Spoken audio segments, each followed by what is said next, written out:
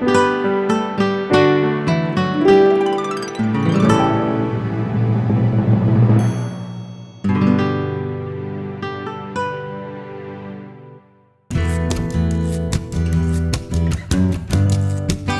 today's program, we'll provide a preview of some of the gardens on this year's Oklahoma Horticultural Society's garden tour for connoisseurs. If you're following along with the tour program, we'll be visiting gardens for all seasons, stunning home and hidden lake, natural elegance, and grandeur on the golf course.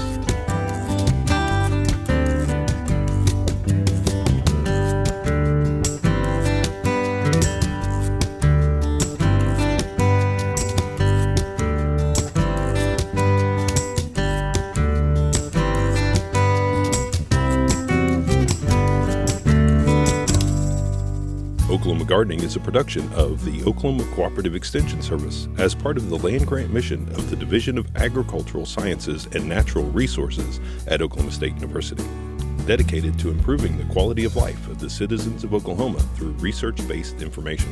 Underwriting assistance is provided by TLC, Oklahoma's leading garden center, Southwood Landscape and Nursery, Tulsa's source for great gardens, and the Oklahoma Department of Agriculture, Food, and Forestry, helping to keep Oklahoma green and growing.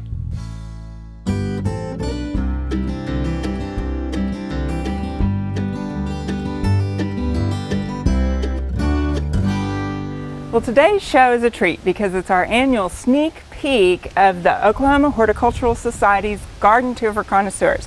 And with us today is Alan Storjahan. He is the current president.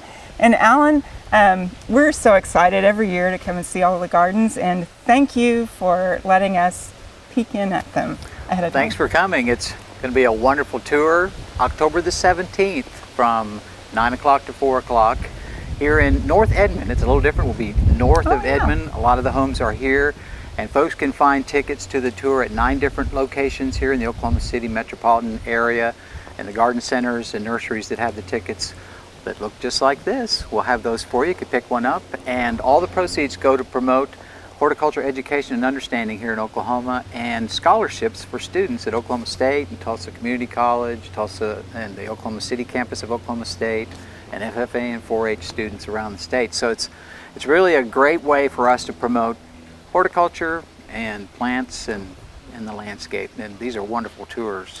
These are wonderful homes on the tour this year. They are, and there are 6 homes on the tour. Is that correct?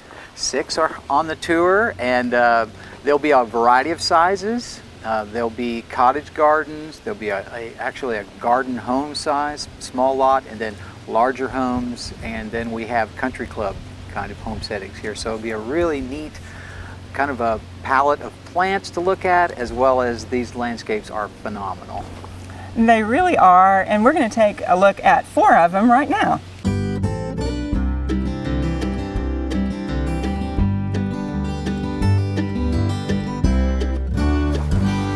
Well, we have an absolutely beautiful fall morning to look at the garden of Dee Nash. We're at her home. Dee, thank you so much for inviting us. Thank you for having me. This is such a treat. You have, how much garden area do you maintain? I maintain about an acre total. Wow. Did you start that big? No, I started with a tiny little square, a tiny little square of a vegetable garden, and then it grew to this. So this is amazing. And this is actually where your garden started, right here, is it not? Yes, it is. We started with a plan out of a magazine, and it started out as a vegetable garden, and then eventually it became all of this because, the flowers kind of crowd in. They kind of crowd everything else out, don't they? They do. So, and you actually moved your vegetable garden then? I did. My vegetable garden is now up on the hill. It's a potager. Oh, very good. Yeah. So, well, this is beautiful, and it's fall, and it just still looks gorgeous. And what are some of your favorite plants for Some of my fall? favorite plants for fall? I really love the grasses. I love the panicums, the switch grasses, and I love the beauty berries, and I love mums, true garden mums and asters. I have a lot of asters. In fact, I think I have an aster addiction. Well, it works very well this time of year, and it's kind of important to have those plants that bloom in the fall, isn't it? Yeah, I think it's important for the pollinators because, you know, we're on a migratory stop for butterflies as they come, especially for monarchs, as they come down to Mexico. And so I try to plant things that they like to sip from, and hopefully, you know, we'll be able to help them. Very nice. Sulfurs are another butterfly that is really predominant in the fall. So, well, it just absolutely looks gorgeous. And I also noticed that you've left a lot of seed heads here. I have. And this provides good interest. Yeah, it's good fall interest. Like this is a hydrangea arborescens, and it's Annabelle, which, you know, is a native to Illinois. And so I grow it here, and it has these big fluffy white seed heads, but in the fall those turn to a lovely brown, and the leaves turn to a lovely kind of golden brown, and I think it makes it much prettier. And they should be turning in the next couple of weeks. So it's gorgeous, and then it even lasts through the winter. Sure, and not all fall and winter interest is about flowers. Of course, winter's not, because it's too cold unless you have seed heads left over. So you've got to have other plants, you know, like the beauty berries, like other types of plants that have beautiful leaf color and berry color, and plus it also helps your birds in the fall. And when would you cut the seed heads off?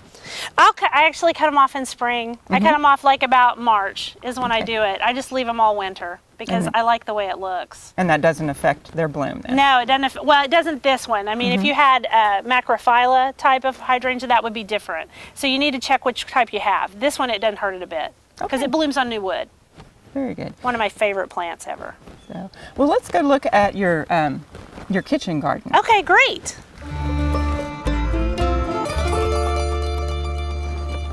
Oh, Dee, this looks really nice. Thank you. And you're kind of switching over your seasons here, huh? Yeah, the tomatoes are still up, but before long I'll be pulling those down. You know, it's getting too late for them. And then now I'm putting in like kale and chard, and also I still have some basil because, you know, I just can't do without the basil. I keep it as long as I can. And then just some other plants, lettuces, spinach, things like that. Very nice. And the height of this is great. Well, thank you. When we put it in, I was tired of being down in the vegetable garden on my knees. You know how all gardeners have bad knees and bad backs? So I just put it at seat height because now I can just sit on the edge and reach to the middle, and that's why they're that far wide too. They're about 4 feet wide. And then also we sit out here for parties and stuff, you know, because they make such great seating. But that was just, we didn't plan that. It just worked out that way. That's really nice. And we really appreciate you asking us to come and maybe we can just walk around some more. Oh, that'd be awesome. So thanks a lot. Thank you.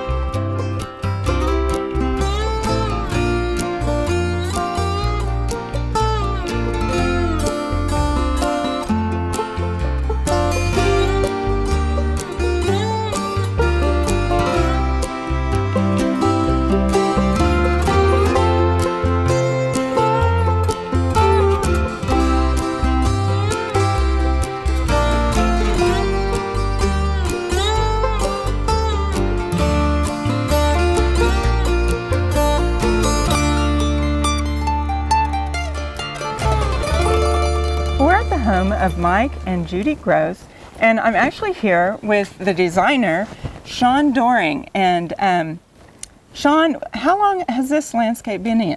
The gardens here for the house have been in about 3 years, and it was a new build construction house, so you know the gardens went in obviously after the construction. So we had a few challenges that we had to overcome, and we've got the gardens here in the front, and we'll kind of walk through and look at some different plants that we've got. We've got some great plants here. We've got some of the drift roses, the coral, which is really going to give us a lot of color throughout the whole season. It's probably one of the prettiest roses, I think, as far as the drift series goes. And then we've created some great height here with the Taylor's juniper. So that's really given us a great you know, architectural aspect to the existing house there. It really kind of pulls everything together. That's going to be great juniper because, you know, we're always looking for something that's going to be tall and something that's going to be real narrow, so that's probably the best choice, I think, as far as one of the upright junipers. And that's one of the harder ones to fill, isn't it? Yeah, that's for sure. So that's a great plant there. Then we've got some great color with our dynamite crepe myrtle here. That always gives us a lot of color. And we've got some dwarf fountain grass below that. And you also had some pretty major hurdles in the back. Can we take a look at those? We've got a great slope back there we'll take a look at. Well, Sean, this is a beautiful area. What was your main problem that you had to deal with when you put this in? Our biggest challenge back here is just the grade of the backyard, the slope. We've got probably about a 12-foot drop off from the back patio here down to the lower part of the yard. So we've got the maybe about a 40-degree slope there. And we ended up building retaining walls out of moss rock. Unfortunately, we couldn't get any equipment back here because the slope was so steep. So we had to bring all the rock in by hand and big carts and things. So we built kind of a 2 or 3 tiered rock terrace there and put in a lot of different plant materials in here, a lot of perennials that really do a great job of attracting butterflies. And then also we've got some of the evergreens here too, like the Spartan juniper, gives us some structure in the garden there. We've got some of the other junipers too, which is the gray owl juniper, which will give us a great color with the grays and the greens. And then the other green juniper we've got is the mint julep juniper. But a lot of different perennials, the Rebeckias and the Salvias, the Gregory's again, and some daylilies. And agastache is another great perennial that we've used out here. And then also we used a few more roses. These are the carpet roses back here. So they've really gotten quite large and gives a lot of color in the summertime. So it's really kind of a little bit of a low maintenance concept. Then also between our little cracks and crevices in the rock wall, we've added a lot of different sedums in there to help kind of contain the soil and some of the other kind of rock garden type plants amongst them. I was thinking with your plant selection, it's really a fairly low water use once it's established. Right. Yeah, it's real low water use and real low kind of maintenance. So, basically come through in the springtime and kind of do an overall cleanup in the spring, trimming back a lot of the perennials and the roses and things. So after that's pretty much over, you can kind of just let it go and it kind of takes care of itself throughout the summertime months. And your use of your evergreens gives you a lot of good year-round interest. Right. It gives us really a lot of structure in the garden and just some color for the winter time, and also helps attract the birds and things. They'll come in and make nests and eat the berries off the junipers as well. Well, it makes a very nice setting, and it's very relaxing. You want to come out here and sit on the back porch. It's a great outdoor space with the 2 different patios back here and the kind of wraparound big patio here. So it's a nice addition to the backyard. Well, we really appreciate you giving us the tour. Thank you.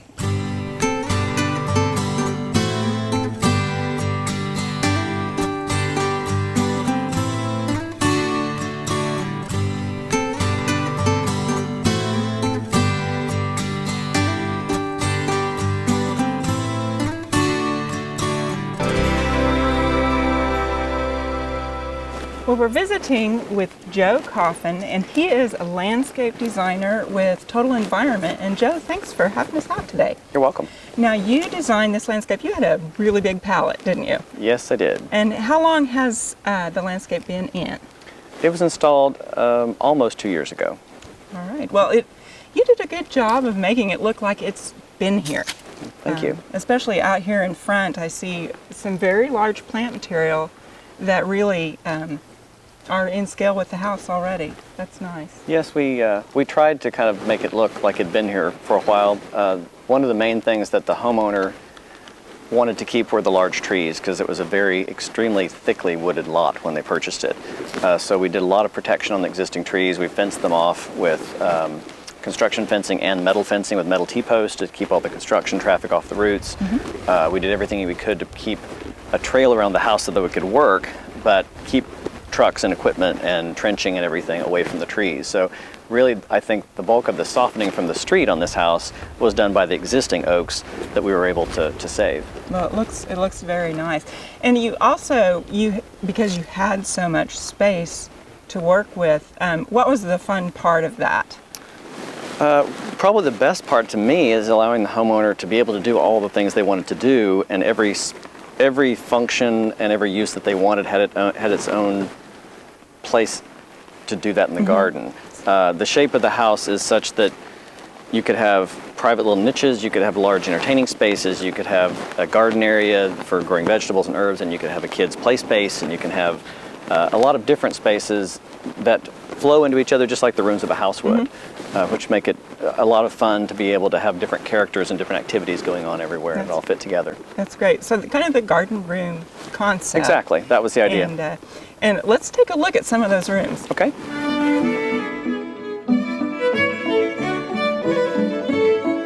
we have the formal parterre garden.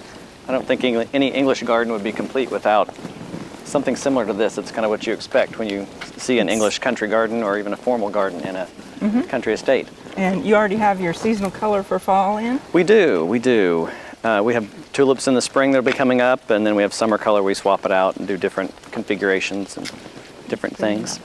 Now this, of course, isn't where the kids play, but there is an area for that. There is. There's an outdoor kitchen to our right here that's covered with an entertaining area, and then there's a kids' play area as well as a playhouse that's kind of a mocked-up, smaller version of the main house just for the kids to be able to play. That's really nice. So, and then the swimming pool, obviously, with the cabana. And then over here, we call this the walled garden or Lily's garden. Lily's their daughter's name, and they really like lilies, so we tried to use as many different types as possible in this area. We walled it because it closes in the master bedroom, master bath, and the workout room, and to keep small animals out so that we could grow some things here that would probably be annihilated in an unwalled area by all the wildlife out here. So, very nice. And this is, you know, a more private area, whereas you have the more... Right. It's visibility into it, but we didn't want to completely block it off. But we did want to give it some privacy and add some vines and fencing and things like that so that you feel a little more secluded here, but you're not completely walled off. Well, this is a place that you could wander around in for quite a while. And It is. You've done an excellent job just blending it all together and making it match with the house, and I'm sure it's very enjoyable for the homeowners. Yes, they are really having a great time out here. Well, thanks for showing us around. You're welcome.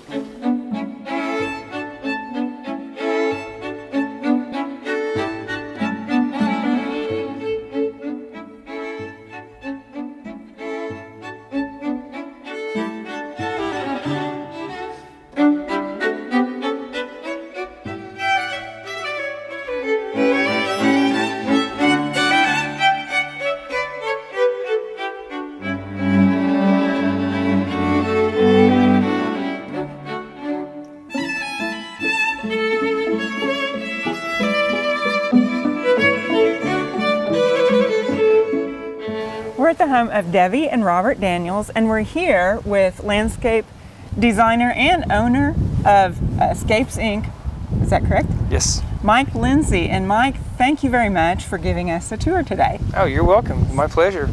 Well, this is an impressive landscape, and it's a little different than some of them that we see in that it was a renovation. Is that correct? Yes, it is. As a matter of fact, the pear tree and the cypress in the front are probably the only existing trees left. There's a lot of storm damage over the years, a lot of overgrowth, and pretty much we came back in and all this has been fabricated and built, and the dry creeks actually have functioning drains in them to get the water through readily, and that's why so much of our product is elevated, because a lot of your conifers, like your weeping blue atlas and your true cedar of Lebanon, they like good drainage, so this ensures even in a wet spring that they succeed.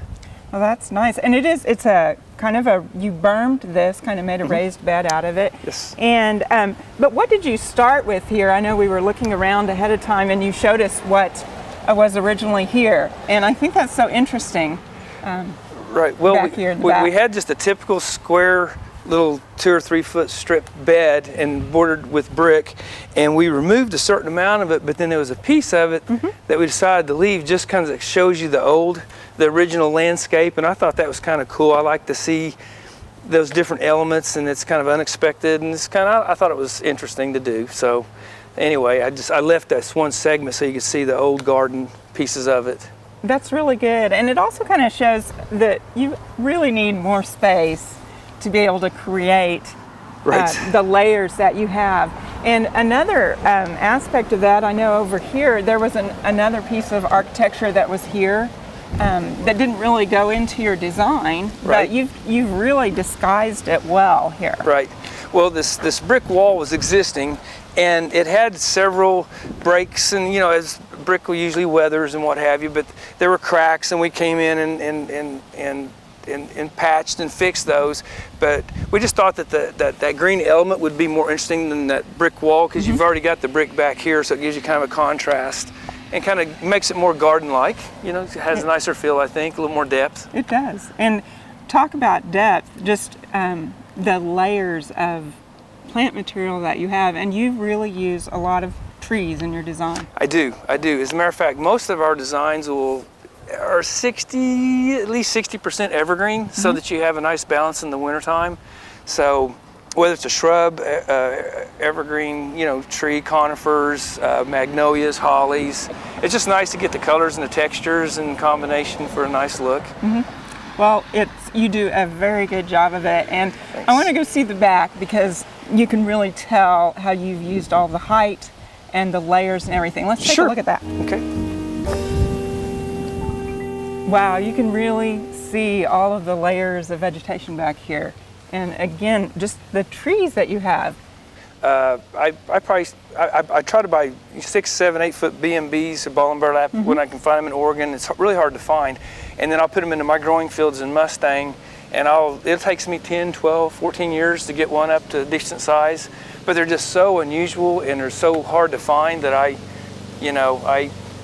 have to grow them. They're just interesting. They are. They're just gorgeous. And this is like Bracken's best magnolia. I like to use them because it's compact, it's easy to maintain, and they'll take our winters. It's a really good magnolia for Oklahoma. You also can see all the different color that you get with evergreens that aren't green. Sure. Yeah. Well, that's the whole goal for us is to get the colors and the textures and the blues and the greens and the golds, and it just adds more depth to the garden, I think. It's really nice. Now I notice here we walk along, and really this isn't a real wide backyard. It's actually narrow and long, but you have a good buffer strip between this lawn and then the next house. Right. How did you Well, accomplish basically that? that's utility easement, and these sweet gum were branched down to the ground. There were weeds, there were sucker trees. It was a mess pretty much, and just not being used. So because of the lack of area and space we had, we decided to go in and develop that to give us a richer depth factor to this garden. So it's multi-layered, if you will, and I don't know. I think it just gives it more depth. Yeah. A little more interest. It is. It does. It really does. And it's funny because you have so much plant material packed in here, but the way that you've layered it and all, it doesn't look crowded at all. It works well, and you have to just take into consideration you have more shade type plants in the back, and the owner is very conscientious. He loves his garden, so he puts a lot of his own time into trimming, and as long as you're willing to do that, you can make it work. And speaking of trimming, this grass is like carpet. So awesome. And how does he maintain it this way? Well, he's got a greens grade mower or a fairway mower that he bought, and this lawn, I can't tell you how many times it's been top dressed. It's basically just a 419 Tiff, but it's just been mowed and taken care of so well that you could pretty much putt on it if you like. So very good. One last thing to look at. There's an impressive wall at the very back that I want everybody to see. Cool. Okay. Now this is an impressive wall. It's all there. How did it get here? Well, the owner really liked his boulders, and so he mentioned there's a white picket fence and there's some little dogs yipping and stuff over here, and we were just talking. I think it's just like usual. I'll come up with, we'll just be conversing about something, and I mentioned something about doing some rock or maybe some boulder or something, and then about 2 weeks later I show up and there's 2 semi-loads of boulders, and Robert's stacking.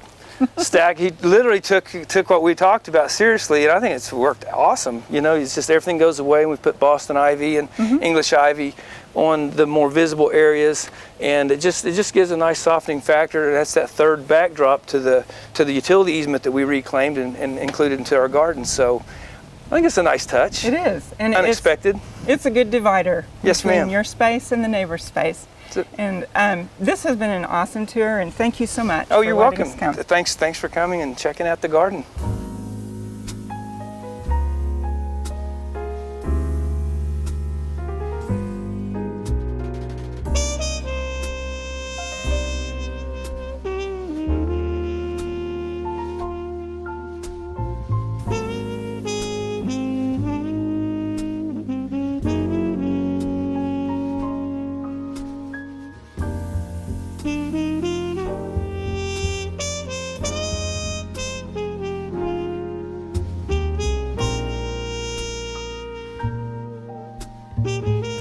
We hope that this preview has whetted your appetite to join us for this year's tour. There is so much to see at these homes to inspire you with your own gardening, or just delight you with their creativity and beauty. The 2015 Garden Tour for Connoisseurs will take place Saturday, October 17th from 9 a.m. to 4 p.m. Tickets are $12 before the day of the tour and are available at these locations around Oklahoma City. You can also purchase a ticket for $15 the day of the tour at these locations or at any of the host homes.